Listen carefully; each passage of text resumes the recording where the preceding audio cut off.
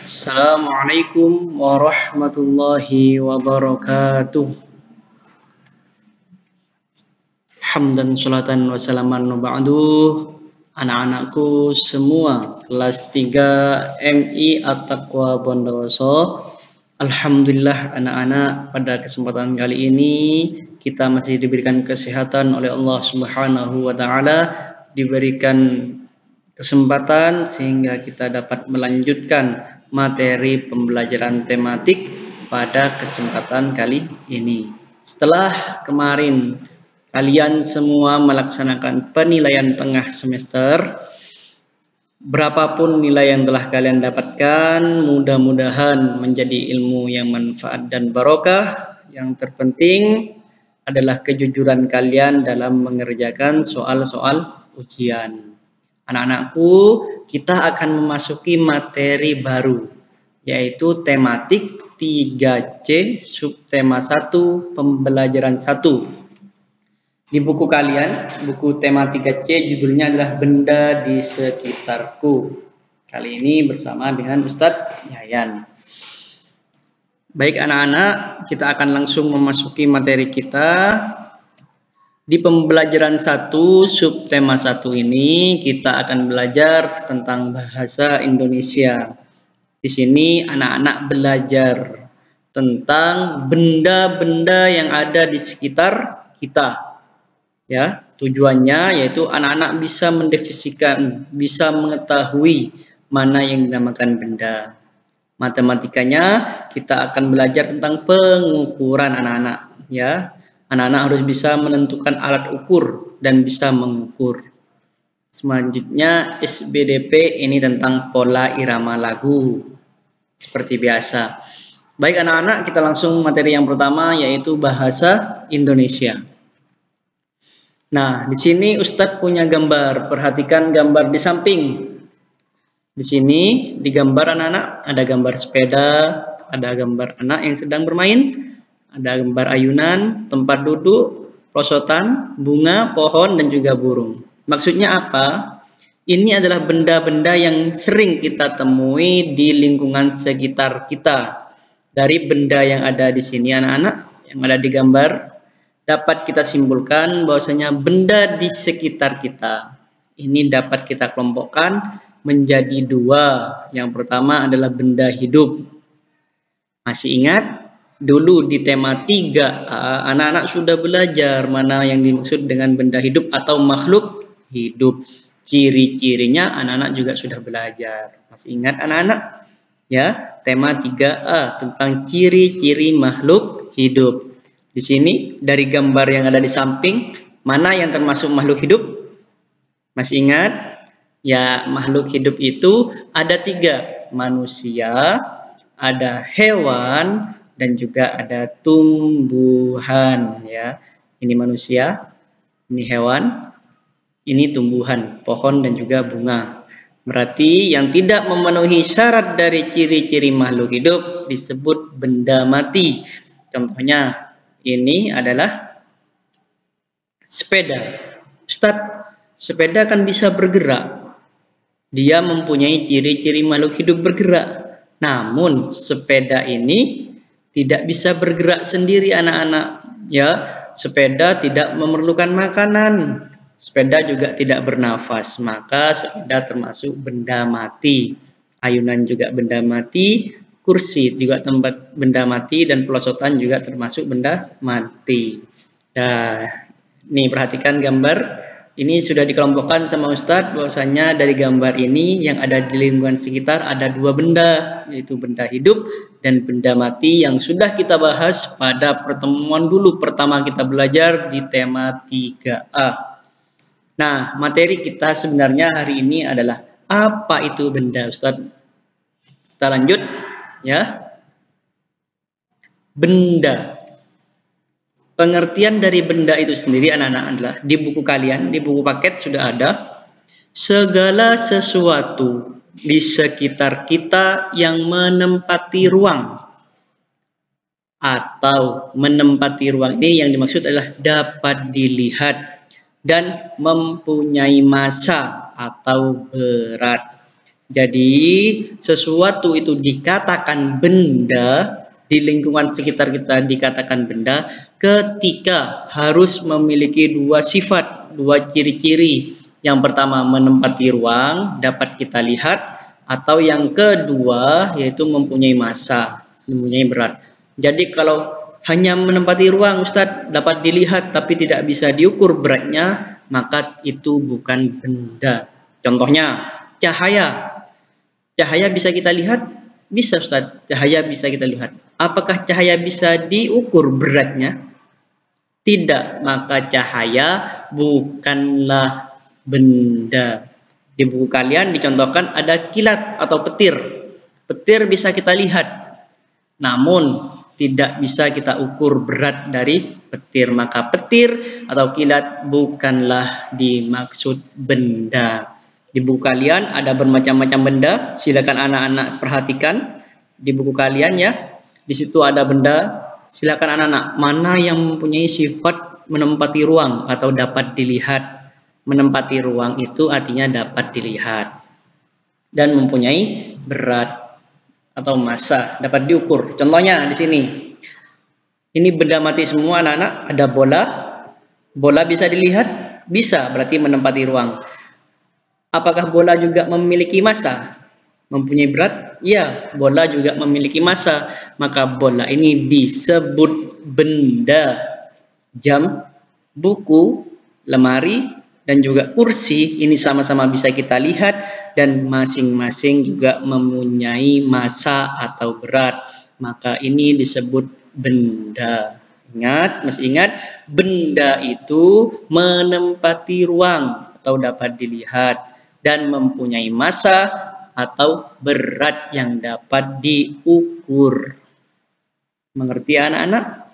Inilah materi kita bahasa Indonesia di subtema 1 pembelajaran 1 mengenai definisi atau pengertian dari kata benda. Jadi di lingkungan sekitar kita anak-anak bisa melihat mana yang dimaksud benda, mana yang dimaksud yang tidak termasuk dengan benda. Dingin. Nah, dingin bisa kita lihat? Tidak. Dingin bisa diukur beratnya? Tidak. Maka dingin bukanlah termasuk benda. Benda itu harus bisa kita lihat atau menempati ruang dan mempunyai massa atau berat. Kita lanjut anak-anak. Di buku kalian ajarkan di situ ada soal menentukan kegunaan, persamaan, dan ukuran benda. Ya, di buku paket kalian ada. Ustadz kasih contoh yang nomor 1 aja. Di sini ada 2 benda. Apa kegunaan dari 2 benda ini? Di sini ada roda. Apa gunanya roda? Ya, ini ibaratkan adalah kaki dari mobil atau kendaraan. Sepeda. Yang dimaksud dengan benda, roda, ini roda ban, dan yang satunya adalah jam dinding. Jadi kegunaan dari masing-masing ini adalah ban ini digunakan untuk bisa berjalan pada kendaraan, dan jam ini adalah digunakan agar kita bisa melihat waktu anak-anak. Sedangkan persamaan dari 2 benda ini, ayo kira-kira apa persamaannya?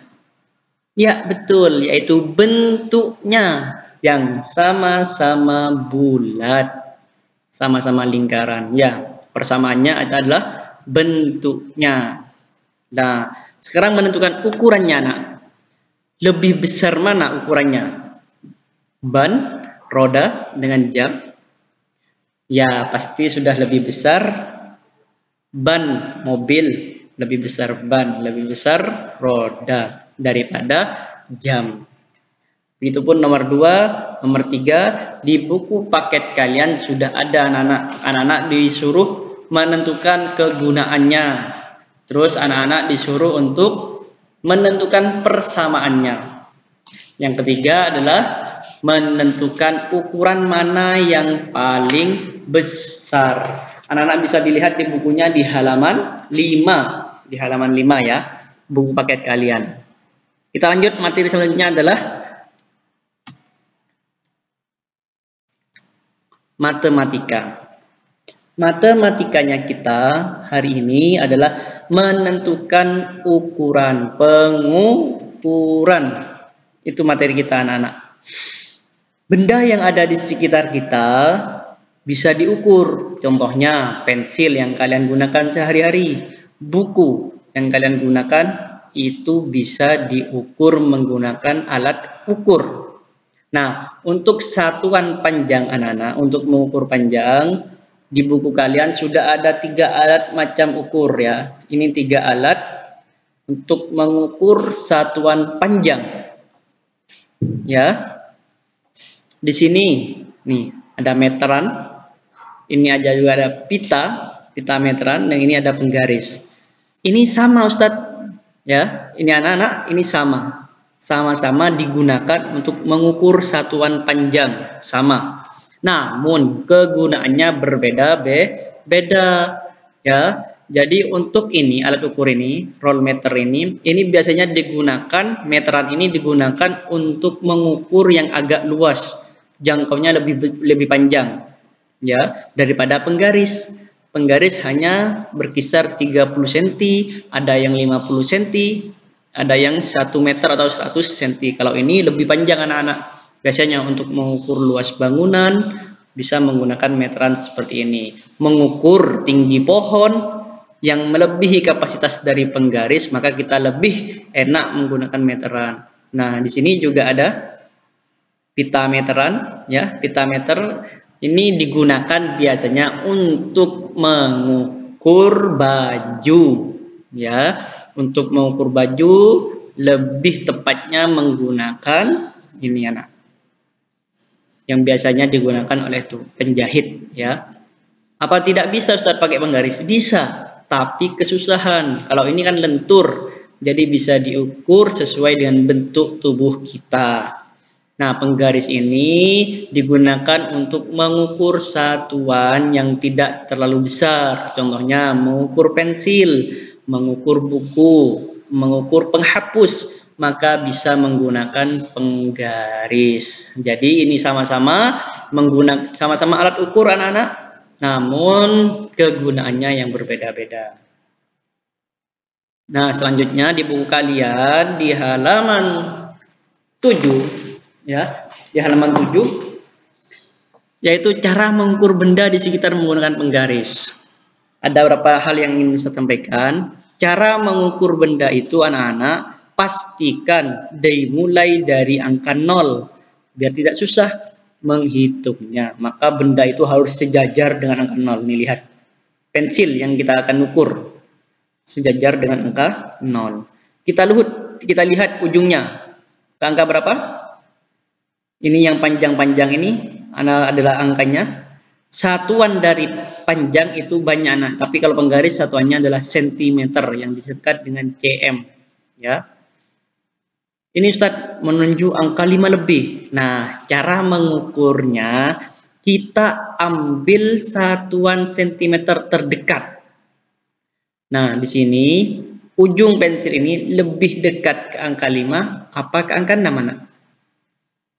Ayo, ini lebih dekat ke angka 5 apa dekat ke angka 6? Ke angka 5. Ini lebih dekat ke angka 5, maka dibulatkan, maka panjang dari pensil adalah 5 cm ya. 5 cm ya nak. Lanjut. Nah, gambar yang kedua sama, pensil juga. Pastikan dari angka 0. Nah, di depan dilihat ujungnya, ini pas di angka 8. Maka panjang pensil ini adalah 8 cm. Ingat anak-anak, ketika tidak pas di angkanya, tidak pas di garis angka ini, kita lihat lebih mendekati ke angka berapa. Ya, seandainya ini panjangnya di sini mendekati ke angka 6, maka yang kita tulis adalah 6 cm. Dibulatkan. Ya, nak ya. Jadi kita lihat ini sudah ada garis tengahnya. Ini ada garis tengahnya. Kalau ada di sisi sini, maka ikut ke angka 5. Kalau ada di sisi sebelah sini, maka ikut ke angka 6. Ya, dilihat lebih dekat ke angka 5 apa lebih dekat ke angka 6. Ketika pas di tengah-tengah Ustadz, ya apa? Kalau sudah pas di tengah-tengah, nih pas tengah-tengah garis ini, ya, alat ukurnya pas di tengah, maka ikut yang angka 6 ya, ikut angka yang setelahnya. Ya. Jangan pakai angka 5, pakai angka setelahnya, dibulatkan ke lebih tinggi. Begitu anak-anak cara pengukuran menggunakan penggaris. Nah, di halaman 8 di situ sudah ada contoh soal, ayo berlatih anak-anak. Ya, silakan anak-anak kerjakan di buku paket langsung. Dari benda-benda itu berapa ukurannya? Ingat satuannya adalah sentimeter atau cm. Ya, dikirim ke wali kelas masing-masing. Kita lanjut anak-anak, SBDP. Ya, di buku kalian yang diterangkan di situ adalah tentang alat musik ritmis. Ya, yaitu pola irama lagu, tapi yang dibahas adalah alat musiknya, alat musik ritmis. Apa alat musik ritmis itu? Di buku kalian sudah ada dijelaskan. Tinggal anak-anak bisa di stabilo atau di garis bawah.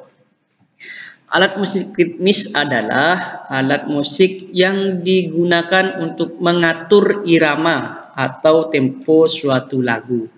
Jadi alat musik yang digunakan untuk mengatur irama lagu, untuk mengatur tempo suatu lagu.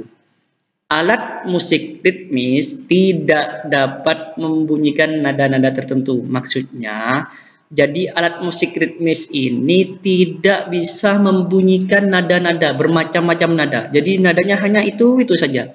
Hanya mengatur irama atau tempo. Tidak bisa berbunyi satu alat musik ritmis tidak bisa berbunyi bermacam-macam nada. Langsung kita ke contohnya. Contohnya adalah marakas, drum, triangle, rebana, dan gendang. Ya nak. Alat musik seperti piano. Tahu piano? Piano itu kan bisa berbunyi bermacam-macam nada. Gitar, petikan gitar bisa berbunyi bermacam-macam nada. Maka gitar dan piano itu tidak termasuk alat musik ritmis. Alat musik ritmis ini nadanya hanya satu, bunyinya hanya seperti itu saja, ya, hanya mengiringi atau mengatur irama tempo suatu lagu. Nah, di sini Ustaz kasih contoh, ada gambar, nih, ada gambar ini triangle, ya, ini triangle, ya, ini gendang, ini marakas, ini anak-anak yang disebut dengan marakas. Ini rebana, pasti ini sudah tahu semua, ini adalah drum, ya. Ini tidak bisa berbunyi nada-nada, ya, hanya bisa mengatur tempo suatu lagu. Kalau piano, gitar itu bisa bermacam-macam nada, maka piano dan gitar bukan termasuk alat musik ritmis. Di buku kalian di situ diceritakan tentang membuat alat musik sederhana, yaitu di situ digambarkan 3 botol diisi air dengan kapasitas yang berbeda. 3 botol diisi air yang berbeda. Ada yang sedikit, sedang, dan ada yang full. Ketika dipukul menggunakan sendok, maka akan menghasilkan bunyi yang berbeda-beda. Ingat, semakin banyak air yang ada di dalam botol, maka suara yang dikeluarkan semakin rendah. Enak ya, semakin rendah dibandingkan dengan botol yang airnya sedikit. Botol airnya sedikit, ketika dipukul pasti suaranya nyaring. Ketika sudah full air di dalamnya, maka akan rendah suaranya. Itulah alat musik anak-anak. Di situ juga ada lagu Burung Kakak Tua, ya, menggunakan burung kakak tua. Silakan anak-anak sudah tahu semua kan lagunya. Ustaz jelaskan di sini pengertian tentang alat musik ritmis, ya. Kesimpulannya anak-anak, untuk materi kita di pembelajaran 1 ini tentang bahasa Indonesia, yaitu pengertian dari kata benda, mana yang termasuk benda, mana yang bukan benda. Matematikanya tentang alat ukur sederhana anak-anak, ya, macam-macam alat ukur, kegunaan dari alat ukur sudah Ustaz bahas tadi, dan SBDP-nya adalah alat musik ritmis, ya. Alat musik ritmis ini alat musik yang mengatur irama atau tempo suatu lagu dan tidak bisa membunyikan nada-nada tertentu, ya. Yang dibunyikan hanya satu nada saja, ya. Di buku kalian sudah ada juga. Ingat ini apa? Marakas. Ini gendang, ini triangle, ini drum, ini rebana. Di buku kalian juga ada. Marakas ini bisa menggunakan alat sederhana, contohnya botol yang diisi pasir sedikit saja. Ketika dikocok, maka akan memunculkan suara juga. Ini disebut marakas, ya nak ya. Maka alhamdulillah pembelajaran kita cukup sekian ya nak ya. Mudah-mudahan besar barokah manfaatnya. Terima kasih dan mohon maaf. Wassalamualaikum warahmatullahi wabarakatuh.